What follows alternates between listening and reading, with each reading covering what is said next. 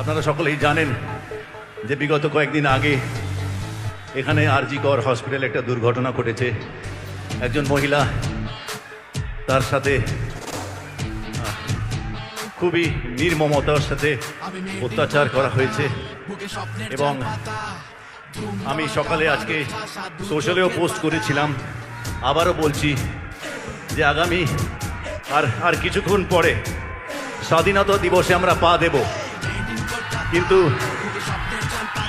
মাঝে মাঝে এরকম ঘটনা যখন ঘটে তখন মনে হয় আমরা সত্যি কি স্বাধীন হয়েছি। তাই আমাদের হাতে যতটুকু আছে, আমরা এখানে উপস্থিত যারা আছি তারা সকলেই সেই মহিলা, তার পরিবারের প্রতি, তার আত্মীয় পরিজনের প্রতি আমরা যদি তার পরিবারের শান্তি কামনার জন্য, আমাদের রাজ্যের শান্তির কামনার জন্য 1 মিনিটের জন্য যদি নীরবতা পালন করি, আমার খুব ভালো লাগবে। সবাই আমরা 1 মিনিটের জন্য, thank you very much, thank you, আমরা 1 মিনিট নীরবতা পালন করছি। একটু টাইম দেখে নিও প্লিজ।